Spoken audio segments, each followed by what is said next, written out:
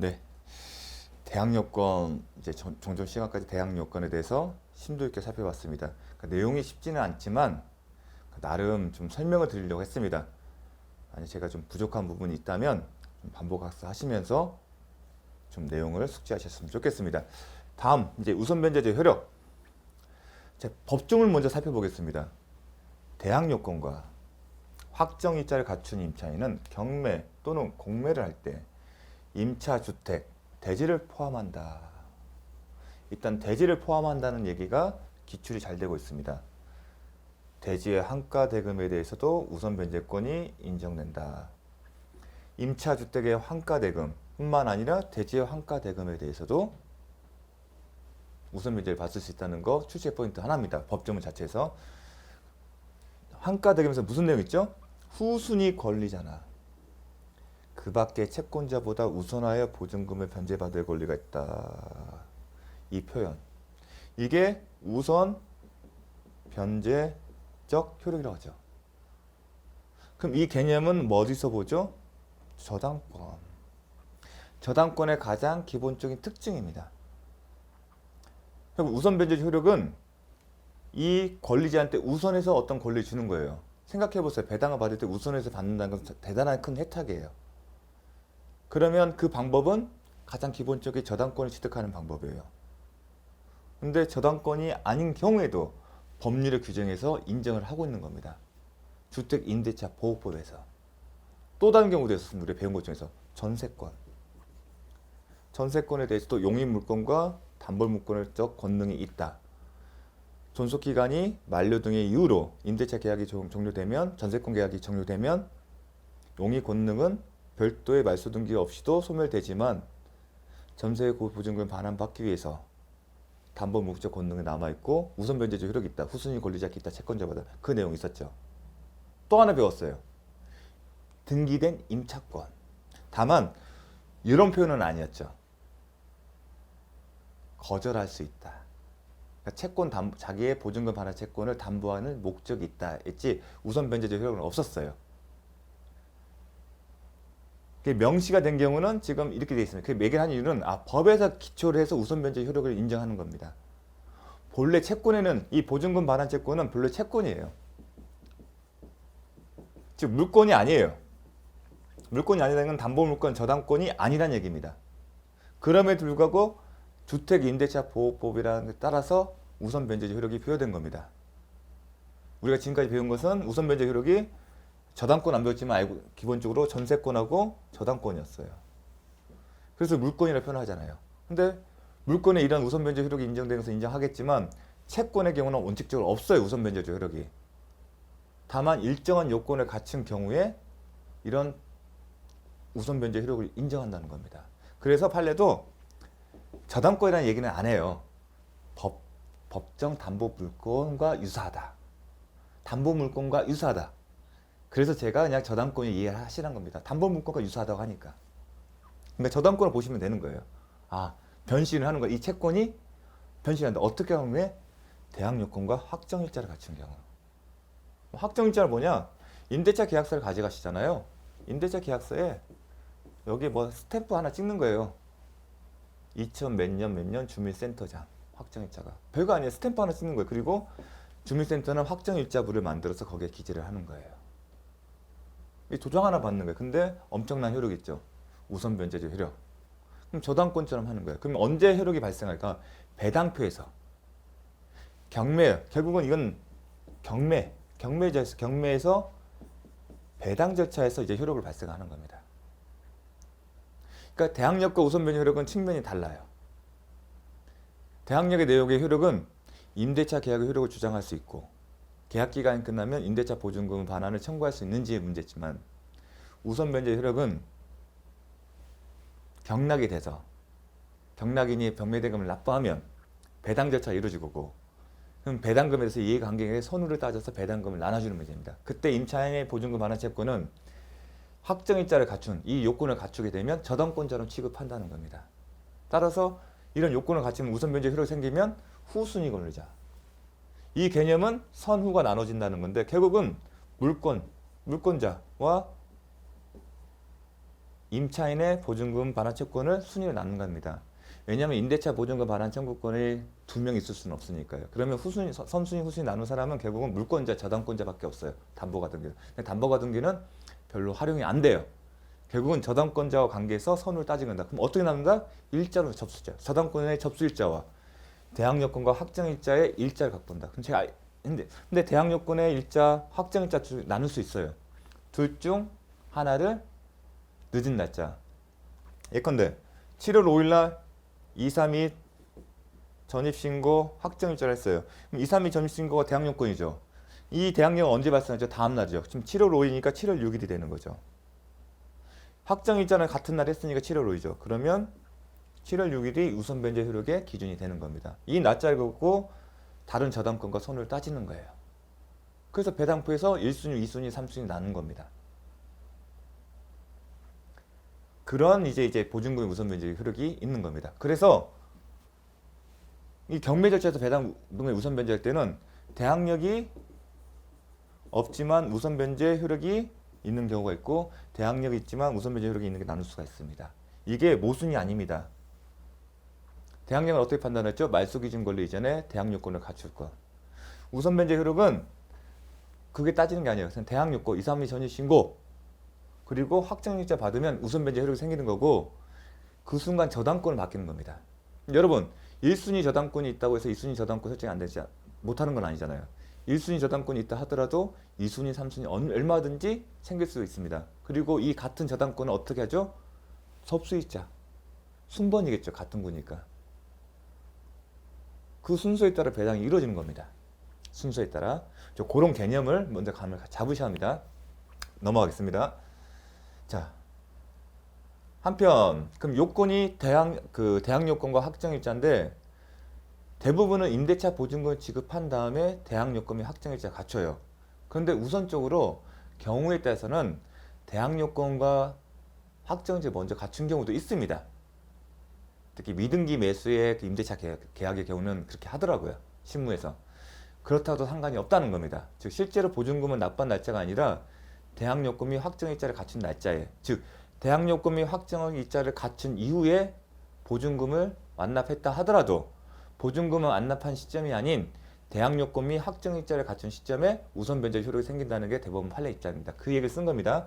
주택임대차보호법은 임차인에게 우선 변제권이 인정되기 위하여 대항요건과 임대차 계약 증서상의 확정일자를 갖추는 거 외에 야 법정을 보니까 이것만 써있지 별도로 계약 당시 임차보증금이 전액 지급될 것을 요구하지 않는다. 따라서 임차인이 임대인에게 임차보증금 일부만을 지급하고 주택임대차보호법 제3조 제1항에서 정한 대항요건과 임대차 계약 증서상의 확정일자를 갖춘 다음 나머지 보증금을 나중에 지급했다 하더라도 즉 대항요건 및 확정일자를 갖춘 이후에 나머지를 지급했다 하더라도 특별한 사정이 없는 대항요건과 확정일자를 갖춘 때를 기준으로 임차보증금 전액에 대해서 후순위 권리자나 그 밖의 채권자보다 우선하여 변제를 받을 권리가 있다. 이건 임차인에게 되게 유리하게 해석되는 규정입니다. 그리고 임차보증 일부만 지고 이런 상황이면 계약금을 지급하기 때문에 보통 임대차 계약의 10%에 대해서는 계약금을 지급하기 때문에 이런 얘기가 나오는 겁니다. 이 내용도 중요합니다. 이해관계가 달라질 수가 있거든요. 실제 이건 전액입니다. 어느 시점을 우선 변제 효력 시점에 따라 배당 순위가 달라지기 때문에 그렇습니다.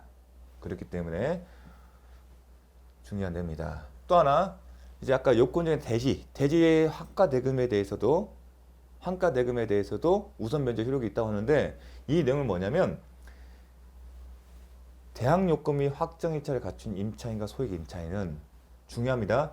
임차 주택과 그 대지와 함께 경매될 경우뿐만 아니라 보통은 주택과 대지가 일괄해서 경매가 될 겁니다.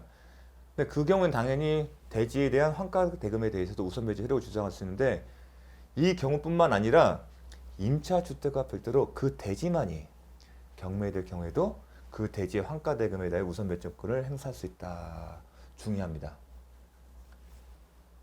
이 내용입니다. 더 나아가 이와 같은 우선 변제권. 자, 이 요건을 갖추면 우선 변제 효력이 있다고 했죠. 이러한 우선 변제권 이른바 법정 담보물권의 성격을 갖는 것으로 제가 유사하다고 했잖아요. 저당권은 유사하다는 그 근거가 바로 이 표현입니다. 법정 담보물권의 성격을 갖는 것으로 담보물권 유산인데 이게 법이 정한 거다. 주택임대차법이 정한 거다. 그 얘기를 하는 겁니다. 임대차 성립 시에 임차 목적인 임차주택 및 대지의 가액을 기초로 임차인의 보호가 인정된 것이므로 임대차 성립 당시 임대인의 소유했던 대지가 타인에게 양도되어 임차주택과 대지의 소유가 서로 달라지게 된 경우에도 마찬가지다. 즉 대지만이 경매될 때 대지와 주택의 소유가 같은 경우뿐만 아니라 임대차 계약 설정 이후에 대지와 주택의 소유주가 변동되었고 대지만이 경매로 넘어가서 경락된 경우에도 마찬가지로 그 환가대금에 살 수 있다는 겁니다. 다만 이게 포함되지는 않았지만 전제가 있습니다. 어떠한 경우든 임대차 계약 그 저당권 설정 당시에 잠시만요. 그 저당권 설정 당시에 반드시 건물이 있었다는 겁니다. 그래야만이 저당권 설정자의 교환 가치를 침해하지 않기 때문에 그 얘기는 뭐냐면 반대로 이 대지만이 경매가 되는 것은 이제 저당권에 실행되는 거잖아요. 근데 이 경매 기초가 된 저당권 설정 당시에 건물이 없었던 경우에는 이 조항이 적용이 안 되는 겁니다. 거기까지는 이제 그 출제가 안 됐지만 그런 개념이 있기 때문에 혹시 좀 설명을 드렸습니다. 대지만 경매된 것은 이 대지 당시에 주택이 있었고 주택이 있는 상황에서 저당권 설정된 경우에는 대지만이 경매된 경우다 하더라도 환가대금에서 받을 수 있습니다. 그러면 저당권자의 교환 가치를 침해하는 게 아니거든요. 파악한. 자, 임차인은 임차주택을 양수인에게 인도하지 않으면 보증금을 반환할 수 없다. 이 내용은 경매에서 나오는 얘기예요. 경매 절차에서. 이는 경매 또는 공매 절차에서 임차인이 보증금을 수령하기 위해서는 임차주택을 명도상 증명을 해야 한다는 것을 의미하는 것이지 임차인의 주택 명도 의무가 보증금 반환 의무보다 선이행되어야 하는 것은 아니다. 내용은 참 중요한 내용인데 무슨 의미냐면 경매 절차가 진행된다. 이건 경매에서 나오는 얘기예요. 이런 경우에요. 저당권이 있고 임대차 계약을 체결해서 대항요건 우선 변제적 효력을 갖췄어요. 이 저당권이 실행이 돼서 제3자가 낙찰을 받았습니다. 지금 경락인 매수인 낙찰 받아서 대금을 완납했어요. 완납을 하게 되면 경락대금을 완납하면 소유권 취득하죠. 그러면 이 사람은 별도의 등기 없이도 소유권 취득하고 그 대금은 경락대금은 배당 절차로 가요. 배당기일이 열려요. 그러면 배당기일이 이제 어느 시점 배당기일이 열리고 배당표가 작성돼요. 배당표가. 그러면 자 임차인은 대항요건이 없죠. 일단은 말소기준 권리 이전에 대항요건을 가진 게 아니잖아요. 말소기준 권리 뭐예요? 대항요건 하려면 경매에서 대항요하면 항상 말소기준 권리를 생각하려고 말소기준 권리 하나가 있네요. 저당권이 있네요. 이게 말소기준 권리구나. 이게 말소기준 권리. 저당권 하나밖에 없으니까. 말소기준이 저당권, 가압류, 압류, 경매 개시 결정되게 담보가 등기인데 딱 하나밖에 안 보이잖아요. 그러면 말소기준 권리는 이 저당권 하나밖에 없으니까 이게 말소기준 권리입니다. 그럼 대항력은 갖추려면 임차인이 이 말소기준 권리 이전에 대항요건 및 대항요건을 갖추기죠. 근데 아니죠. 이후죠. 그럼 대항력이 없습니다. 그럼 이 사람은 이 배당 절차에서 돈을 받는 게 가장 최선의 방법입니다. 그래서 이 사람은 대항요건이 없기 때문에 경매 개시 결정 사실을 알게 되면 절차적 진행이 알게 되면 배당 요구 종기 시까지 배당 요구를 해야만 합니다. 참고로 임차인은 배당을 요구해야만이 배당표에 참여를 할 수 있습니다. 배당을 하지 않으면 보호를 안 해줘요. 마냥 이 사람이 대항 요건도 없는 상태에서 경매 절차 진행되는데 배당 요구 종기 시까지 배당을 안 하면 임차인이 이 배당표에 들어가지가 않아요.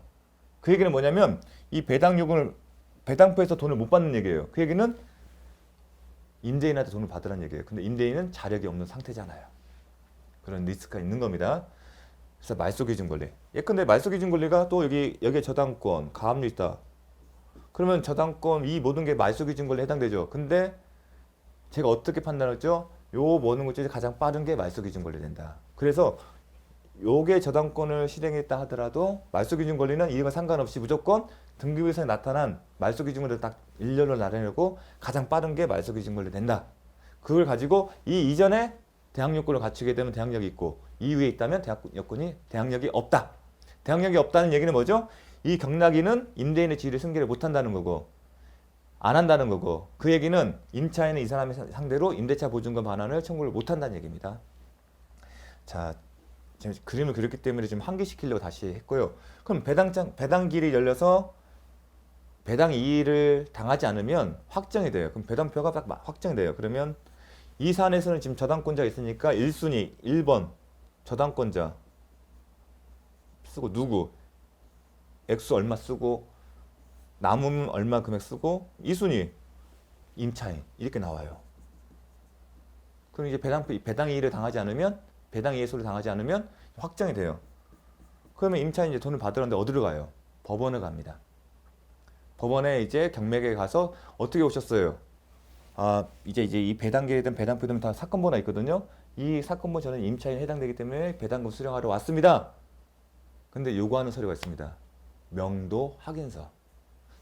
즉 임차인이 이 제3자 경락인에게 명도를 했다는 확인서를 제출해야만이 이 배당금을 지급해 줍니다. 법원에서. 왜 그렇게 되냐? 법에 그렇게 돼 있기 때문에. 그게 명도 확인서입니다. 그렇기 때문에 이 경락인인 임차인이 만약에 경매인데 이런 절차를 그렇기 때문에 임차인을 만나 서로 협상을 합니다. 대부분은. 그래서 이거는 이제 경매와 관련되기 때문에 넘어가겠습니다. 하여튼 임차인은 이 명도 확인서를 누구한테 받아야 한다? 경락인. 그 얘기를 하는 겁니다. 그 얘기를 근데 그 의미가 뭐냐면 그렇다고 해서 이렇게 보증금을 받으려면 명도 확인서 필요한다고 해서 주택 명도 의무가 보증금 반환보다 선이행 대하는 것은 아니다는 겁니다. 말장난 같은데 그러니까 배당금을 수령하는 것 자체하고 이 의무의 동시에 관계가 깨지는 게 아니란 겁니다. 결국은 임차인의 주택 명도 의무와 보증금 반환 의무는 동시에 이행 관계라는 겁니다. 이 조항 때문에 명도 의무가 보증금 반환 의무보다 선이행 되는 것은 아니라는 겁니다. 그 얘기를 하는 겁니다. 이거는 배당금의 수령 문제입니다. 배당금을 수령하려면 자, 액수주택의 경매로 인한 환가대금에서 임차인율이 보증금을 우선 변제받기 위해서는 액수주택을 양수인에게 인도할 필요가 없다. 액수주택, 주택으로 환가대금이죠. 배당조차라는 얘기예요. 환가대금은 환가를 일단 이 얘기는 뭐냐면 배당표에 따라서는 배당을 통해서 배당표가 확정된 다음에 법원을 통해서 받아야 한다는 얘기예요.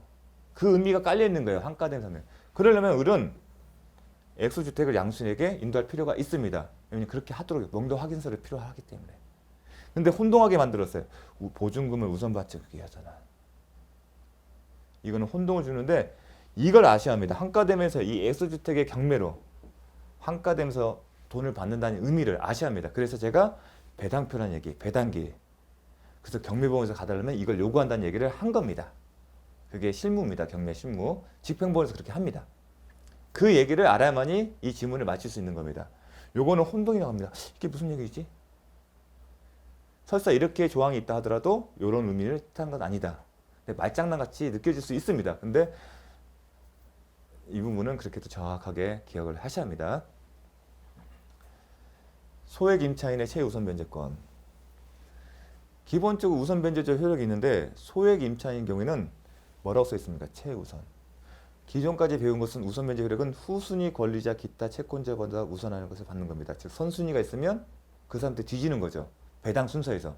근데 소액 임차인은 그냥 무조건 최우선입니다. 최우선입니다. 볼까요? 임차인은 보증금 중 일정액을 다른 담보물권자보다 우선하여 변제받을 걸로 했다. 선우 안 따지죠. 즉, 이 소액 임차인이 대항요건, 일정한 요건을 갖춘 시점이 다른 담보물권자보다 뒤에 있다 하더라도, 즉 저당권이 설정돼 있고 그 이후에 소액 임차인 최소 우선 변제권의 취득 요건을 갖췄다 하더라도 이 사람에게 앞선다는 얘기입니다. 그러니까 강력한 겁니다. 무조건 1순위가 된다는 겁니다. 이 경우 요건도 간단해요. 임차인의 주택에 대한 경매 신청 듣기 전에 이 얘기는 경매 개시 결정 등기 전입니다. 등기부에 경매 개시 결정 등기라고 기입을 합니다. 경매 신청을 하잖아요. 그럼 경매 개시 결정 등기가 기입됩니다. 그 전에 3조 1항 요건, 그냥 인도와 주민등록만 갖춥니다. 확정일자를 요하지 않습니다. 이게 특징입니다. 우선 변제권인데 확정일자를 요하지 않아요. 엄청난 혜택이에요. 자, 이 부분 정확하게 아십니다. 대항 요건만 갖추면 됩니다. 대항 요건은 이사와 전입신고고 확정일자까지 요하는 건 아닙니다. 혼동할 수 있습니다. 왜냐하면 우선 변제이기 때문에. 소액 임차인의 채의 우선 변제권일 때는 확정일자를 요하지 않는다. 보증금 중 일정의 범위와 기준은 주택 가액의 2분의 1을 넘지 못한다. 이 부분도 정확하게 기억하시고요. 보증금 중 일정의 범위와 기준은 주택 가액의 대지 가액을 포함합니다. 자, 소액 임차인은 경매 신청 등기 전까지 임대차 계약서의 확정일자를 받아야 최우선 변제권을 행사할 수 있다. 그렇지 않다. 자, 그러면 자, 사실 소액 임차인 최우선 변제권도 얘기할 거리가 많은데 이쪽 부분은 사실 출제가 최근까지 많이 되지 않았어요. 10년 동안. 그래서 오히려 이제 경매 신청 등기 전까지 요건, 주택 인도와 주민등록만 갖추면 된다. 확정일자까지 요하지 않는다. 이 부분까지만 언급됐습니다. 이제 얼만큼, 금액이 얼만큼 보호되는지 그렇게 어떤 디테일까지 대부분은 기출 25회 때 나오고 더 이상 나오지 않았는데 25회를 보면서 한번 좀 추가 설명을 하겠습니다. 자, 제가 하는 이유는 참 설명하고 알려주신 내용이 좀 있는데 일단 기출문제 중심을 해서 풀어보도록 하겠습니다. 자, 기출 25는 2014년 출제됐었어요. 그래서 그 당시에 이제 기출된 보증금 7천만 원 서울이었습니다. 2012년 11월 을 병에게 보증금 병에게 X주택에 대하여 잠시만요. X주택에 대해 근저당권을 설정해 주었더라도 첨사 갑은 3,500만 원의 한도에서 근저당권의 병보다 우선 변제를 받을 수 있다. 이 얘기는 뭐냐면 서울 소재의 소액 임차인의 보증금이 기준에 대해서 묻는 겁니다. 2014년 출제 당시에는 소액 임차인 요건은 기준은 7,500만 원 이하이고 최우선 변제 금액은 2,500만 원 이하였습니다. 이 얘기는 뭐냐면 소액 임차인은 관문이 두 개예요. 2014년에는 소액 임차인 요건이 7,500만 원 이하였어요. 볼까요? 서울 소재는 7,500만 원 이하예요. 그 얘기는 7,500만 원, 7천만 원, 6,500, 5천, 쭉쭉쭉 이 이하에 해당된 사람은 소액 임차인이 해당된다는 겁니다. 그런데 최우선적으로 보장받는 금액은 7,500만 원에도 2,500, 7천만 원도 2,500, 6천만 원도 2,500입니다. 쭉쭉쭉 2,500도 2,500입니다. 소액 임차인은 7,500만 원인데 그 중에 얼마가 최우선 변제된다? 2,500만. 그러면 7,500일 때 나머지 5천만 원 어떻게 보장받는다? 원칙을 돌아갑니다. 자, 이 사람이 대항 요건을 갖고 확정일자를 갖췄으면 우선 변제 효력이 생기는 거고 우선 변제 효력이 있으면 후순위 권리자나 기타 일반 채권자보다 우선해서 변제받는다. 그 원칙에 따르는 겁니다. 그런데 서울 소재에서 7,500만 원 이하의 괜찮은 주택을 임대차 계약 체결하는 것은 드문입니다. 대부분에는 이미 주택에 저당권, 압류, 복잡한 권리관계가 복잡한 즉 남들이 이미 조치를 취한 그런 물건들만 돼 있습니다. 따라서 우선 변제 효력을 받을 수 있는 이 우선 변제 효력을 갖추다 하더라도 순서대로 배당을 받게 되면 전혀 못 받는 그런 상황의 주택에 대해서만 이런 계약이 체결됩니다. 그렇기 때문에 실무에서는 7,500까지 안 가요. 그냥 2,500에 계약을 체결합니다. 보통의 임차인들은 소액 임차 개념 몰라요. 중개사가 중개인이 이거 복잡한 물건인데 이런 처음에 가죠. 저 임대차 계약 집 찾으러 왔는데요. 그럼 예산이 얼마예요? 물어봅니다. 그럼 예산이 많지가 않으면 이런 금액으로 괜찮은 물건 찾기 힘든데 소액 임차인에 해당되는 물건을 찾을 수 있겠다. 그렇게 추천해 줍니다. 그러면 비록 7,500만 원 이하이지만 실무에서는 이 금액까지 안 가요. 딱 2,500만 원만 딱 써서 계약이 체결됩니다. 나중에 이게 설명 이렇게 하더라도 그러면 좀 임차인이 지식이 있어서 따져요. 이거 좀 복잡하고 나중에 제가 배당도 못 받을 것 같은데, 이게 소액 임차인이니까 우선 변제가니까 걱정 안 하셔도 돼요. 그렇게 얘기를 해줍니다. 그래서 신문 딱 2,500만 원에서 끝납니다. 하지만 법은 7,500만 원 이하가 소액 임차인이고 그 중에 얼마만? 2,500만 원. 그러니까 7,000도 2,500, 6,500도 2,500. 그것만 최우선 변전하고 못 받는 나머지 금액은 원칙에 따라 가는데 거래 현실상 못 받는 경우가 다 많습니다. 그래서 딱 2,500, 그 소액 보장받는 금액에 맞춰서 딱 계약이 이루어집니다. 그런데 참고로 공인중개사 되시면 무조건 하시면 안 됩니다. 이게 사행의 대상이 될 수가 있기 때문에 보호를 못 받는 경우가 있습니다. 그래서 소액 임차 함부로 권해서는 안 된다는 말씀하는 걸로 가름하겠습니다. 그거까지 설명하려면 하는데 그거 대법원 판결이 있습니다. 그래서 소액 임차 함부로 권하시면 나중에 공인중개사 되시면 소액 임차 함부로 권하시면 안 됩니다. 자, 근데 2023년 기준은 서울은 1억 6,500만 원 이하이고 얼마까지?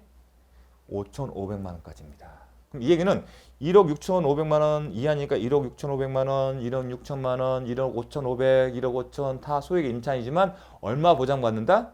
1억 6,500만 원도 5,500만 원만, 1억 6천만 원도 5,500만 원, 1억 4천도 5,500만 원만. 못 받는 나머지 금액은 어떻게 해결한다?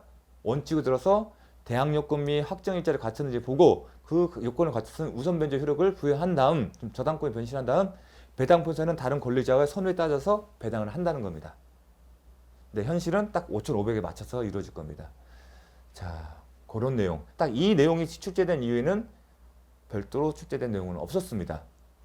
자, 그래서 저도 혹시 모르니까 소액 임차인 기준 서울권만 1억 6,500, 5,500 정도는 아셔야 합니다. 참고로 미리 말씀드리지만 여러분이 이제 시험장에 가실 때 이제 시험에 이제 1교시 때 딱 보게 되면 시간이 이제 대기 시간이 있어요.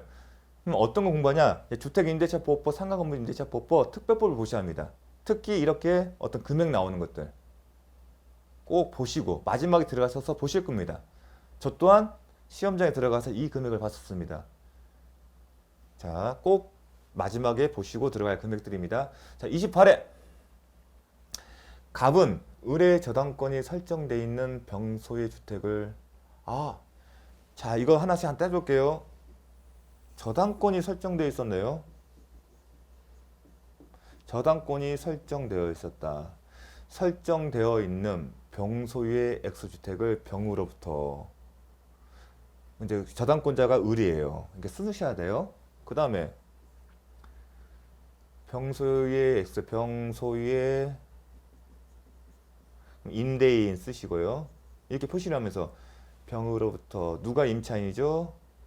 갑, 임차인 쓰시고 이렇게 쓰십니다. 이 문제 푸시려면 이렇게 쓰셔야 합니다. 순서성으로 보증금 얼마?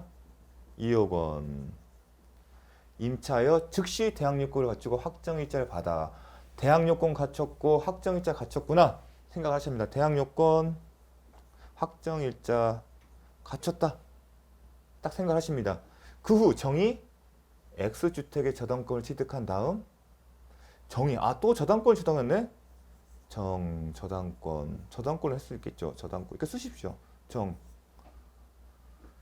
취득한 다음 저당권 실행을 위한 경매에서 무가 X주택의 소유권 경매로 무가 소유권을 취득하는데 이걸 딱 경매니까 경락인 이렇게 쓰십시오. 경매로 할 때는 항상 경락인을 이게 어떻게 소유권 취득했는지가 중요합니다. 경매로서 받았으니까 경락인 다음 설명 중 옳은 것은 대항력과 우선 변제권 효력 문제예요. 자, 1번 답은 간단했어요. 의뢰 저당권은 소멸한다. 자, 일단은 저당권 실행은 누가 했죠? 저당권 실행은 이 사람이에요. 함정을 주는 거예요. 그런데 문제 풀 때 저당권을 누가 실행했는지 전혀 고려하지 마세요. 그냥 생각을 하지 마세요. 이 문제를 풀 때는 누가 저당권 실행했는지 전혀 안 보시는 게 맞습니다. 그 질문은 함정이에요. 그거 고려하지 말고 문제를 푸세요. 자, 의뢰 저당권은 소멸한다. 자, 민사집행법에 따르면 경매에 의해서 경락이 되면 모든 저당권은 소멸합니다. 그게 원칙입니다. 예외가 없습니다. 예외가 없습니다. 그래서 이 저당권이 혹시 정의 실행했으니까 을은 살아남지 않을까 그 얘기를 하고 싶은 겁니다. 함정이. 근데 제가 누가 저당권 실행한 건 고려하지 말고 저당권은 무조건 저당권자가 아닌 이 사람들이 경매를 신청하지 않더라도 무조건 소멸합니다. 그래서 경매는 복잡한 물건을 해결할 수 있는 방법입니다. 자, 무가 임대인의 지위를 승계한다. 자, 임대인의 지위를 승계하는 문제는 뭐죠? 대항력의 문제다. 제3자에 대해서 임대차 효력을 주장할 수 있으면, 자, 경매는 대항력이 있는 경우 없는 경우 나누잖아요. 그 의미가 뭐예요? 대항력이 있으면 임대인의 지위를 승계하는 거죠. 임대인의 지위를 승계한다는 얘기는 대항력의 문제. 그럼 제가 어떻게 했죠? 말소 기준을 가지고 판단한다.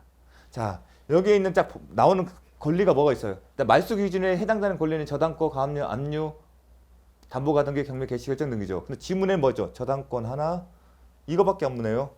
말소 기준에 해당되는 권리를. 자, 찾아내요. 이거랑 이거 있네. 그러면 말소 기준은 뭐가 된다고 했죠? 가장 빠른 거. 아, 이게 말소 기준이구나. 그럼 경매 신청은 정의했지만 말소 기준은 이 사람을 기준으로 하는 겁니다. 자, 말소 기준 찾았어요. 그런 다음에 대항력 유무는 말소 임차인이 말소 기준 권리 이전에 대항 요건을 갖춘 후에는 대항력이 있지만 말소 기준 권리 이후에는 대항력이 있다 없다? 없다. 지금 어떤 게요? 임차인이 말소 기준 권리 이후에 대항 요건을 갖췄죠. 그러면 대항력이 있다 없다? 없다. 없으면 경락인이 임대인 지위를 승계한다 한다? 안 한다. 누가 임대인의 병인의 지위를 승계한다는 틀린 지문입니다. 이렇게 접근하시는 겁니다. 3번. 갑이 적법한 배당 요구를 하면, 자, 갑은 임차인이죠. 지금 배당표에 들어가려면 어떻게 한다고 했죠? 임차인은 배당을 요구합니다. 미리 말씀을 드리지만 원칙은 배당을 요구를 해야 돼요. 그런데 임차인이 임대차 계약, 정확하게 지금 기억을 하셔야 합니다. 임대차 계약 종료 후에 임대차 계약 종료 사안은 뭐가 있을까요?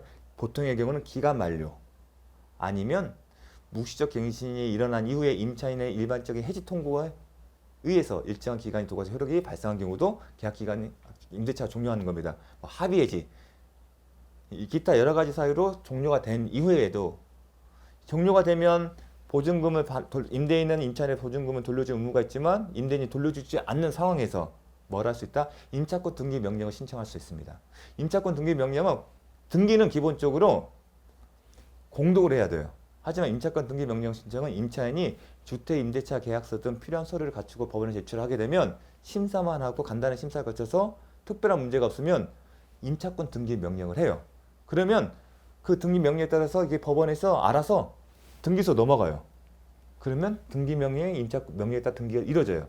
임차권 등기가 이루어진 이후에 누군가에 의해서 경매가 진행됐을 경우에 그 임차인은 별도의 배당 요구가 없어도 참여를 합니다. 그건 기억을 하셔야 합니다. 원칙적으로 임차인은 배당 요구를 해야만 배당표에 들어갈 수 있지만 임차권 등기를 한 임차인의 경우에는 별도의 배당 요구가 없어도 배당표에 이해관계로 참여를 합니다. 그걸 정확하게 기억하셔야 합니다. 배당 요구를 했다는 얘기는 이 개념을 이해하려면 딱 하나를 더 알아셔야 돼요. 배당 요구를 하게 되면 임대차 보증금을 돌려달라는 얘기잖아요. 근데 임대차 보증금 돌려주려고 하면 뭐가 전제되죠? 임대차 계약이 종료된다는 얘기예요. 그래서 배당 요구는 임대차 계약 해지 통보로 간주합니다. 근데 임대차 계약 해지 통보 좀만 좀 설명드리면 배당 요구를 누구한테 하죠? 집행법원, 법원에 한 거예요. 근데 해지 의사표시는 누구한테 해야죠? 임대인에게 하는 게 원칙이에요. 근데 임차인이 배당 요구를 한 가지고 왜 계약 해지 의사표시가 있는 걸 보는 거죠? 의문을 가질 수도 있습니다. 근데 이걸로 이제 해석을 하는 겁니다. 판례는. 배당 요구를 하게 되면 임대차 계약 해지가 있는 의사표시예요. 그 의사표시를 지금 임대인한테 한 건 아니에요. 하지만 법원에 했죠. 근데 법원이 배당 요구를 하잖아요. 임차 배당 요구를 하면 그 사실을 친절하게도 임대인에게 알려줘요. 그럼 통지가 되면 이 사람이 임대인 그게 통지가 되면 계약 해지 의사표시가 법원을 통해서 도달한 것을 보기 때문에 계약 해지 의사표시가 있는 걸로 간주하는 겁니다. 그래서 이 사람이 계약 해지 의사표시를 했기 때문에 이 사람은 대항력을 주장하지 않는다는 얘기거든요. 임대차 계약은. 그렇기 때문에 별도로 전세권이나 저당권이 있는 그 권리자와 동일하게 취급을 하는 겁니다. 중요한 내용입니다. 그래서 그 배당 요구를 하냐 안 하냐 중요한 의미인데 지금은 이제 임차권 등기를 안 했기 때문에 배당 요구를 해야 합니다. 하게 된 얘기는 이제 배당표에 들어가서 우선 변제 효력에 따라서 배당을 받겠다는 얘기예요. 을보다 을이 어디 있죠? 이 사람이에요. 보증금 2억에 대해 우선 변제를 받는다? 틀린 질문이죠. 자, 우선 변제 효력이 이때 지금 이 시점에 지금 한 거잖아요. 정확한 날짜는 아니지만 저당권 설정, 을의 저당권 설정 이후에 대항 요건 및 확정일자를 갖췄다고 했어요. 이 시점에 확정일자를. 그럼 뭘로 바뀐다고 했죠? 저당권을 쓰세요.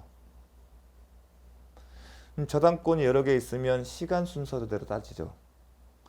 그러면 갑은 을보다 선순위예요, 후순위예요? 을이 선순위잖아요.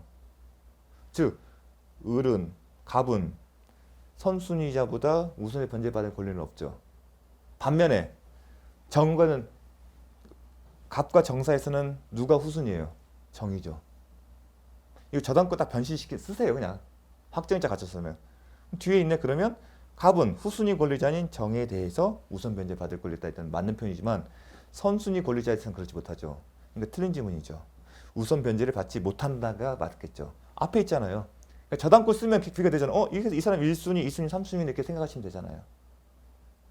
이 사람보다는 우선 변제 못 받는 거 누구한테는 받는 거죠? 정에 대해서만. 자, 4번 갑은 무로부터 보증금을 전부 변제받을 까지 임대차 관계 존속을 준수할 수 있다. 임대차 관계 존속을 주장할 수 있는 것은 뭐죠? 대항력의 문제예요. 그렇죠. 자, 이 얘기는 또 뭐냐면 대항력이 있는 사람이 참 이게 먼저 이것만 설명하겠습니다. 임대차 가격의 존속을 주장할 수 있다. 그럼 대항력의 문제다. 대항력이 인정됩니까? 말소지중 권리 이전에 대항력을 갖췄는데 그렇지 못하기 때문에 대항력이 없어요. 대항력이 없다는 얘기는 무는 임대인의 지위를 승계를 못한다는 얘기예요. 임대인의 지위를 승계 못한다는 얘기는 임차인은 무에게 경락에 대해서 임대차 계약의 존속을 주장할 수도 없고 임대차 보증금의 반환도 주장할 수 없다는 겁니다. 아시겠죠? 5번 정이 어디예요? 여기죠. 갑보다 매각되고 또 우선 변제한다? 아니죠. 우선 변제 효력을 따졌을 때는 누가 우선이에요? 이 사람이 더 우선이잖아요. 앞서니까. 그러니까 확정일자 갖추면 저당권 다 취급하시면 됩니다. 대항요건 및 확정일자 갖추면 저당권 변신한다. 그러면 저당권끼리 순서대로 시간적 순서가 좀 쓴 거예요. 그러면 이 사람이 앞선 거고 최우선이고 그 다음 이 사람이잖아요. 그렇게 보시면 됩니다. 4번과 관련해서 잠깐 설명을 드리면 대항력이 있는 경우 우선 변제권 효력이 있는 거예요. 대부분 대항력이 있으면 배당 요구 안 해요. 주택에 대해서 주택을 가정했을 때. 근데 간혹 가다가 사람은 다 개성이 다르지 않습니까? 나는 경매절차 진행이니까 재수가 없어서 더 이상 못 사겠다. 그럼 배당 요구를 할 수가 있어요. 대항력을 주장하는 대신에 대항력 주장하면 가만히 있으면 돼요. 근데 나는 더 이상 못 사겠어 하면 배당 요구를 했다. 그리고 이 경우라면 우선 변제 효력이 있기 때문에 대항력이 있다는 얘기는 최우선이에요. 사실은. 대항요건, 임대차 계약 체결이고 대항요건 및 확정일자를 갖출 당시에 아무것도 없었다는 얘기예요. 이 사람은. 깨끗한 물건에 임대차 계약 체결한 겁니다. 따라서 배당표에서 1순위가 될 거예요. 특별한 경우가 아니면. 그럼 배당 요구를 했어요. 그러면 계약 해지죠. 계약은 종료되는 거예요. 그렇죠? 계약 해지를 해야 될 거예요. 그래야만이 보증금 반환 청구권을 가지고 배당에 들어갈 수 있겠죠. 보증금 반환 청구권 언제 생긴다? 계약 해지 등의 사유로 임대차 계약이 만료돼야만이 보증금 반환 청구권이 발생하기 때문에. 그럼 배당해서 쭉 갔어요. 배당표가 했는데 어떤 사정 말려 4억을 보증금인데 3억만 받았어요. 그럼 1억이 남잖아요. 못 받은 거잖아요.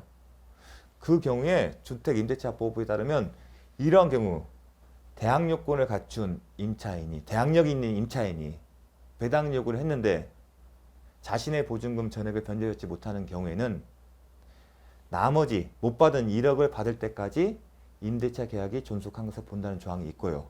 그 얘기는 경락인이 이 1억을 인수한다는 얘기입니다. 지급 한다는 얘기입니다. 그때까지 목적물을 인도를 거절할 의무가 있다는 얘기입니다. 그런 내용이 있는 건데 이제 이 부분은 정확한 얘기는 대항력이 없는 경우이기 때문에 혼동이 우선한데 이 경우는 대항력이 있는 경우는 당연히 얘기를 할 수가 있어요. 하지만 우리 대항력이 없는 경우죠. 대항력이 임차인이 무에게 대항력을 대항할 수 없는 경우잖아요. 근데 제가 말한 경우는 이 임차인이 무에게 경락에 대항할 수 있는 경우에는 우선 존속을 주장할 수 있습니다. 반대로. 이 사항은 항상 맞는 지문이 아니에요. 이 지문이 틀린 이유는 뭐 때문이다? 대항력이 없기 때문에. 그래서 대항력의 문제로 보시라는 겁니다. 그래서 임대차 가액 보증금 전부를 배당해서 받을 때까지 전부 받을 때까지 존속한다 이것은 대항력의 문제다. 그렇게 생각하시면 됩니다. 자, 잠시 쉬었다 하겠습니다.